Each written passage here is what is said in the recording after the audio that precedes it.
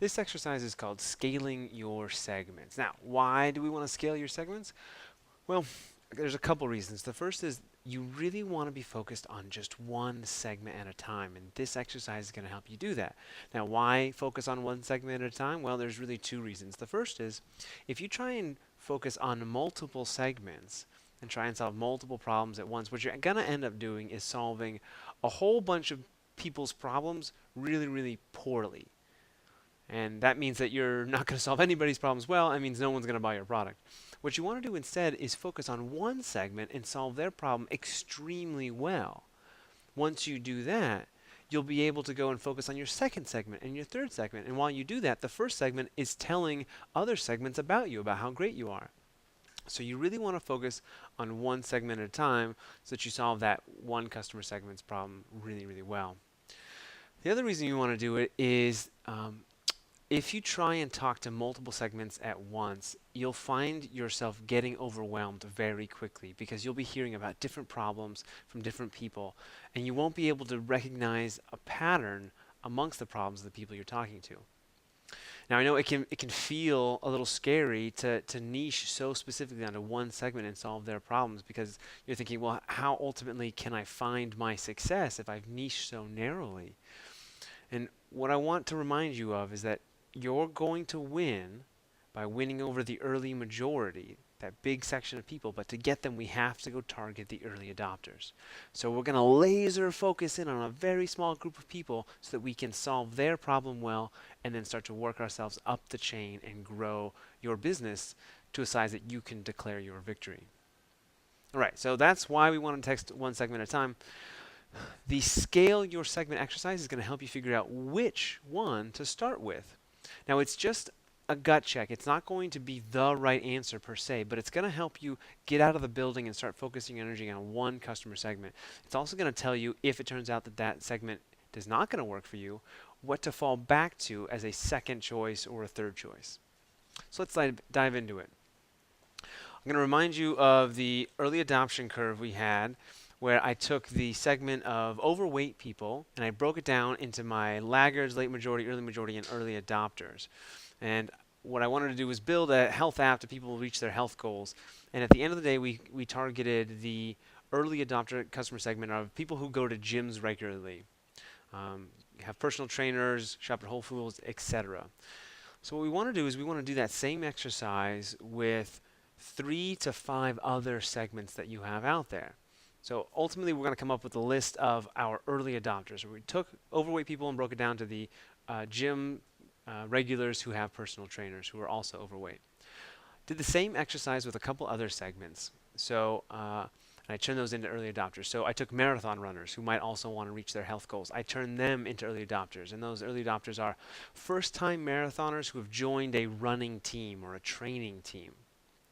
I took a segment of physical therapists who maybe they want an app to help their patients meet their fitness goals. I turned that into an early adopter segment of physical therapists who are already texting their clients to remind them to do their exercises. And then I took one more segment, Fitbit owners who maybe they own the Fitbit but they're not using it enough. So they're not really achieving their fitness goals. I turned that into an early adopter segment of Fitbit owners who are comparing fitness apps on Product Hunt. So if you know Product Hunt, it's a site where new app ideas are launched and shared. So these are the 4 different segments, early adopter segments, that I want to prioritize and figure out, well, which one should I go to first if I want to help them solve their problem? That's where the scale exercise comes in. So the first thing I'm going to do is I'm going to write down each of my early adopter segments here. So I've got my overweight people with personal trainers, first-time marathon runners, physical therapists who are texting their clients, and Fitbit owners who are comparing apps on Product Hunt. Next, I'm going to start filling in these columns. Now, the first column, the S in scale, stands for size. So what I want to do is I want to just put in basic t-shirt sizing for how large I think this segment is. Doesn't have to be perfect. We're just gut checking so that we can pick one of these 4 to start with. And all I'm going to do is I'm going to give each of these segments a 3 if I think it's a large segment, a 2 if it's a medium, or a small if it's a 1. So in this case, I'd say, yeah, there are probably, quite a few overweight people who have personal trainers, and not a ton, but a good amount. So I'm going to put a medium down here. Again, it doesn't have to be perfect. You don't have to know the right answer. It's just a gut check. So it turns out there might be small, or there might be large, but I'm just going to go with my gut. So it's a 2 there. First-time marathon runners who've joined a team, those are pretty popular things. I'm going to say it's a 2. Physical therapists who SMS their clients. Well, I'm going to argue that there are fewer physical therapists out there, and certainly a very few number who are actively texting their clients. So I'm going to put that as a 1. Fitbit owners who are comparing apps on Product Hunt. Again, Fitbit owners, I mean, that's a fairly large segment, but the numbers who are, nerdy enough to also be on Product Hunt, my gut says it's a small number. All right, so I want you to do the same with your customer segments. Then I'm going to move on to currency. Now, the currency column represents how much of the thing that you need to be successful does this segment have. Now, if you're going to charge your customers directly, then your currency may be actual currency. It may be cash, and that's fine. If you are running like an ad-supported service, then maybe your currency is someone's time or attention. If you are selling some sort of data, then maybe your currency is, will these people give you the data you need? So the currency is the thing that you need that your customer has, and you're going to give this segment a 3 if they have a lot of it. You're going to give them a 2 if they have some of it, and a 1 if they have a little bit of it. So let's see what that looks like. In my case, someone who's overweight but has a personal trainer, I'm going to say they have a lot of currency because they're already paying a personal trainer a good amount of money to get some help solving their problem. So I'm going to say they have a lot of the currency that I'm looking for. A first-time marathon runner who's joined a team, again, I'm going to put a 3 because I think it costs money to join those teams, and it certainly costs money to do a marathon. Again, hypotheses, it's okay. They don't have to be perfect. Physical therapists who SMS clients. I'm going to put this at a 2 because my guess is that physical therapists, it's not quite like like a doctor. They're not making tons and tons of money, but they're doing fairly well. So, and they're running a business here. So I'm going to put it at a 2. And then Fitbit owners comparing apps on Product Hunt. I'm going to put this as a 3. So this is someone who they've bought a Fitbit, so they've got disposable income. So I think that they're spending money to solve this.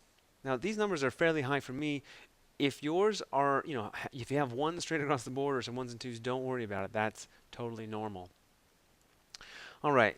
For A, I'm going to write in access. So the A in scale represents access. And what that means is how quickly, if the product that you want to sell was ready, how quickly could you get your currency for it? What this is supposed to represent is any unfair advantage that you might have with a particular customer segment. So if you're working with a group of people, one of your segments is someone that you've had 10 years of working experience with them, we want to represent that here. If you are talking about customer segments that you've never talked to at all and you have no idea how they work or how to reach them, we also want to represent that here. This is about how quickly you can actually get your currency. So if you can get currency from your segment within days, assuming the product is already built, then you're going to put a 3. If you can get that currency within weeks, a 2, and if it's going to take you months to go get that currency, put a 1 down. So for my segments, overweight people with a personal trainer, I'm going to say it's a 2. It's going to take me probably weeks to go find these people, and I say that because a number of friends of mine are associated with some circus arts performers. And so those people themselves are often personal trainers. So I don't know them extremely well, but I know them well enough, and I know that I can make money on an app store. So if I produce an app and I put it in front of those people, I feel like I can get it within weeks. I can get money. First-time marathon runners who's joined a team. Again, same sort of deal. I feel like I can have access to those people fairly easily. Physical therapists who SMS their clients. Here, I don't have anything in my back pocket in terms of people that I can access really well.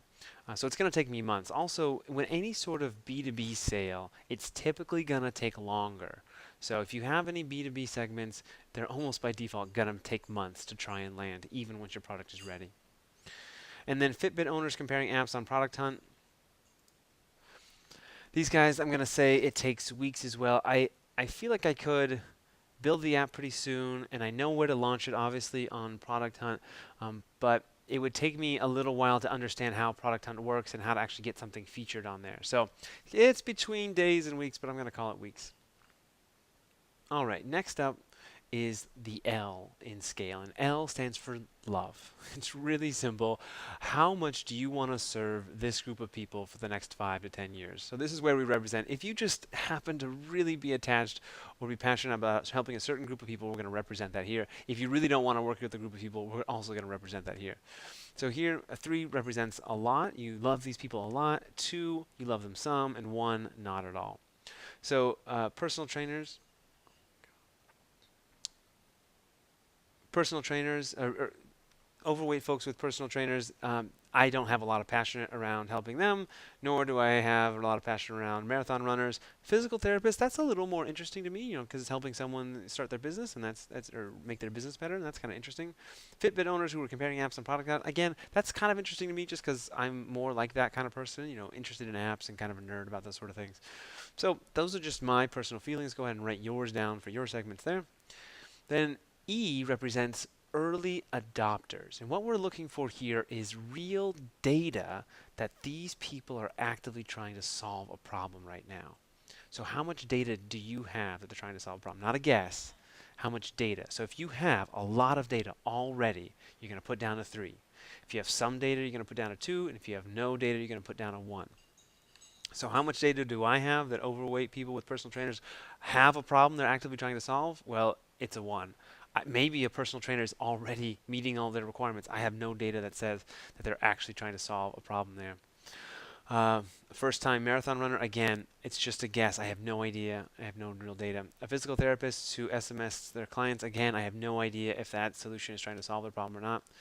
A Fitbit owner who's comparing apps on Product Hunt, well, here I'm going to put a 2 because by definition, if someone is on Product Hunt looking for new apps, I'm going to assume that they are not happy with their current apps, or there's something they're looking for. So it's not a lot of data, and it's a bit of an assumption, but it's based on me being on Product Hunt and seeing these actual